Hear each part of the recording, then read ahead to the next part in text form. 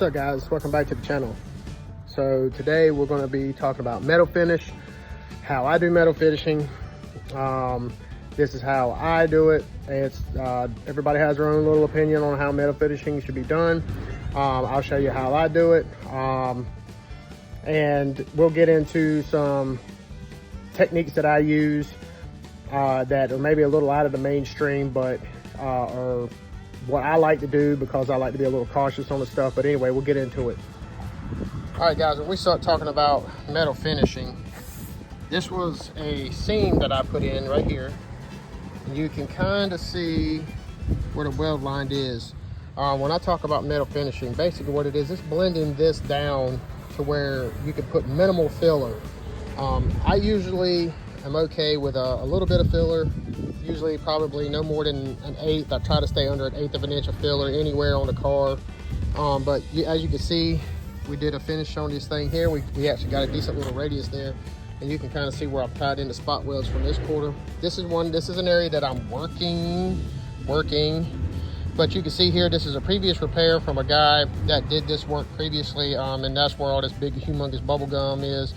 I decided not to cut that out and try to put new metal in because it's a little bit more intrusive than it would have been. And then I'll have to fix this. You can kind of see where there's a dip there where this guy had, when he fabricated it, he kicked it down in here. So I'm gonna have to redo this weld. But as you can see along this line here, this is where you just start kind of knocking the weld down. And you can kind of see here where I've ground it down some. See, and a lot of people worry about these little pits and stuff. There's a little bit of undercut on the weld when you're doing the weld, but I can promise you, man, that is not going to affect the structure at all. I usually just come across here with a light skim of Bondo and call it good, put some primer on it. And a lot of people like to come in here and they like to start grinding with a 40 grit pad to try to knock down these high spot welds.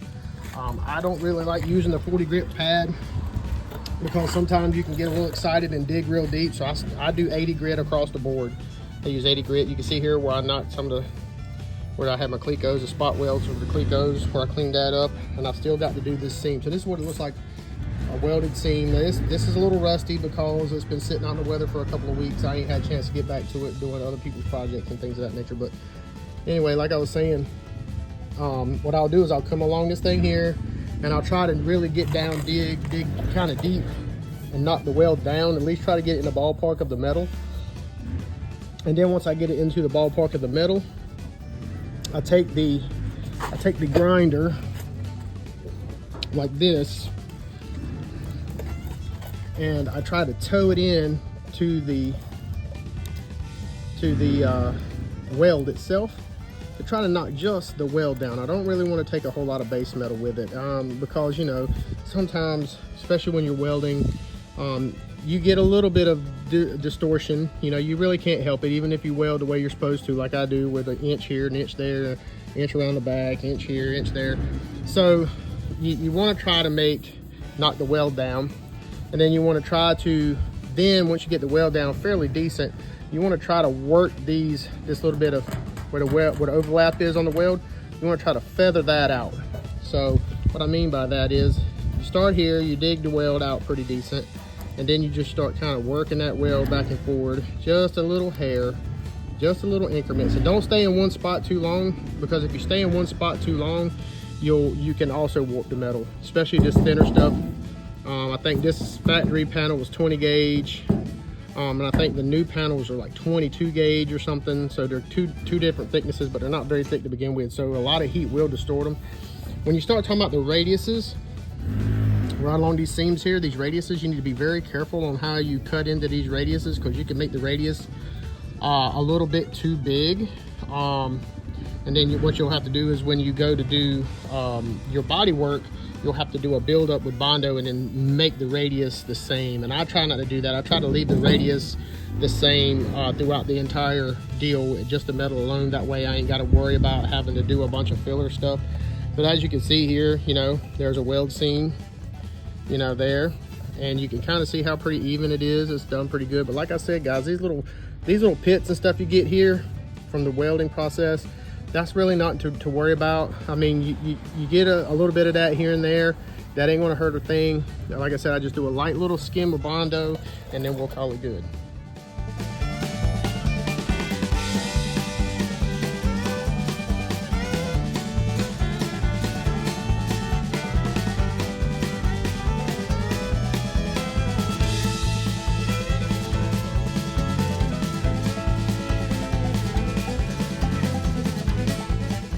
right, guys, as you can see here, we have managed to knock this well down.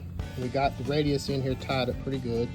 You know, and we've got these here kicked in pretty good. So that looks fairly good. You know, we could probably take a pneumatic 90.co or something and kind of, you know, really touch it up good. But for just the big bulk of stuff, that looks pretty good. So I figured what I'd do, you see we got some roughings in here. I cut it a little bit. I figured I'd take you guys along for a ride to show you what I do as far as like really cutting the stuff, and seeing how I do my techniques and working the grinder.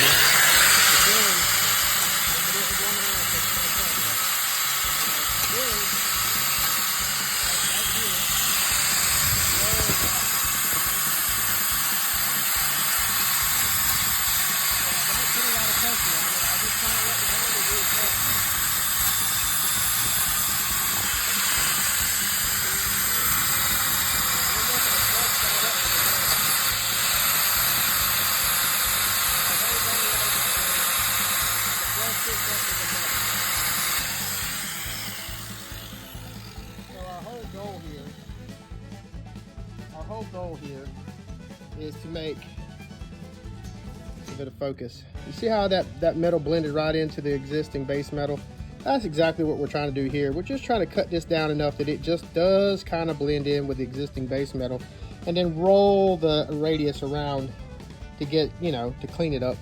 Like I said, guys, that little bit of pitting and stuff right there from where the weld kind of had, you know, maybe a little undercut or something, that ain't gonna hurt nothing. We're gonna skim that entire rig. Also, another thing I like to do is I like to go ahead and clean up all area, because I'm gonna etch and prime all of this bad boy when I'm done with it. But you can even see here where I've dug in. I got a little bit to clean up right here in this corner, as you can see. This looks pretty good. Once you get in here and you roll this around, then we'll get us a 90-degree dot coat with like a 3M pad, and we'll come here and we'll just kind of smooth all this out. And you can do it with a 120 grit sanding disc too. It doesn't matter. Or maybe even like a 240, I really would smooth it up too. But right now we're just doing the basic like rough cut, and I'll see if I can't give you a time lapse on this angle to kind of give you an idea of how and the techniques go and how to work the grinder.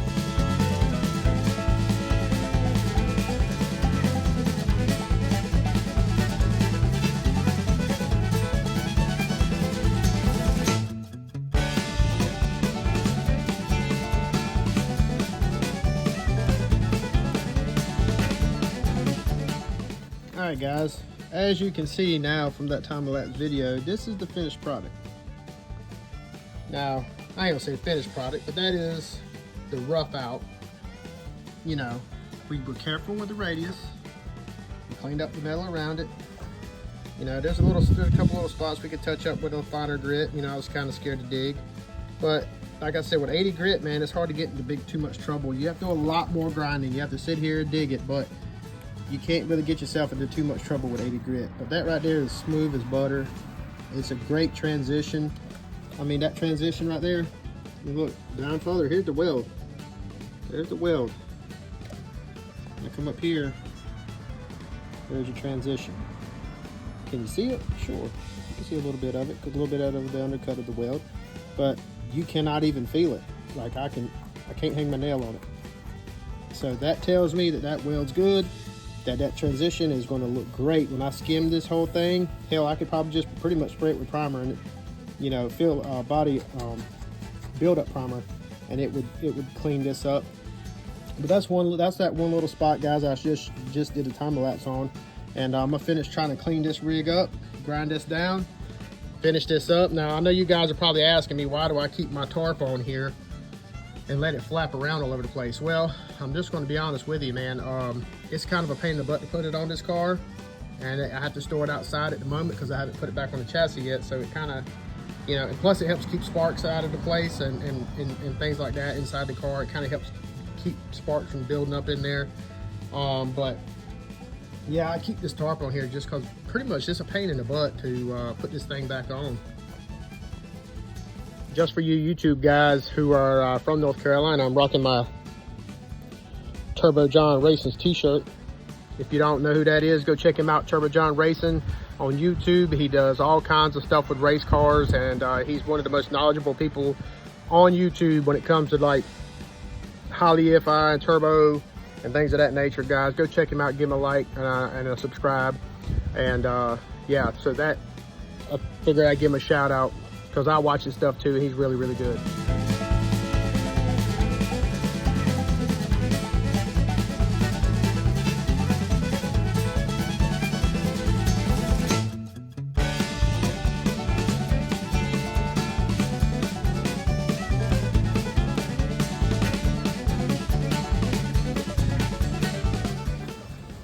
Alright guys, so as you can see, there's a finished product. I mean, I got some cleaning up to do down there at the very bottom. You can kind of see it there, but that's metal finishing at its finest right there, guys. Just, you know, come over it with a little 90-degree dot coat, clean up the little fine spots, and, you know, get it cleaned up. But for the most part, guys, we'll skim this and sand her down and let her ride. Oh, except for down here at the very bottom, where the grinder couldn't get to. I'll have to clean that up with a dot coat. And then, you know, some certain places in here, because I want to put etching primer on this stuff. But there we go, guys. That's one of the seams. So we'll go ahead and knock out the other seam, and then we'll call it there.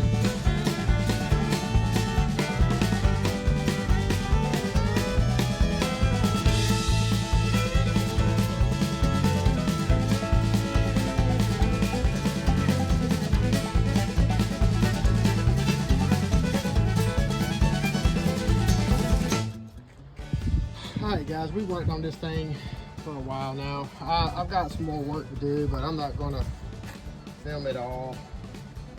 But yeah, this is a gist of it. You can kind of see where I started blending this seam a little bit, because trying to get that seam to smooth out a little bit. You know, I still got some to go. I found an old repair that I didn't even know existed in this thing, from where the previous guy who did this also put this piece of dookie in there. I don't know how that got, I didn't even know that existed. So I'm gonna have to repair that, and I gotta fix where you can kind of see the bend where it was all warped up in here. I gotta cut that and then flatten that back out and re-weld it. But anyway guys, that's the update. I'll probably try to finish this quarter panel up today, and then we can start. The next video will be installing the outer warehouse panel on this side. I've got it right here, outer warehouse panel, and I've got the lower trunk support brace that we're going to put in on this side as well. So stay tuned for that, guys.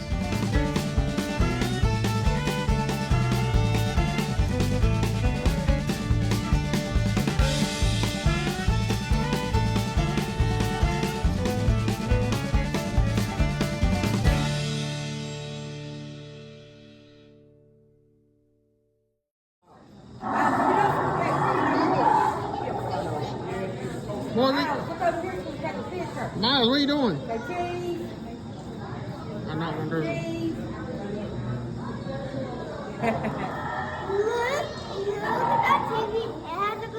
Yeah, you can color on that. We'll show you how to do it. Yeah, boy, run that dinosaur. Hang on, boy. You a dinosaur riding bull?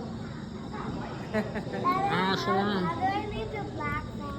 You're too short.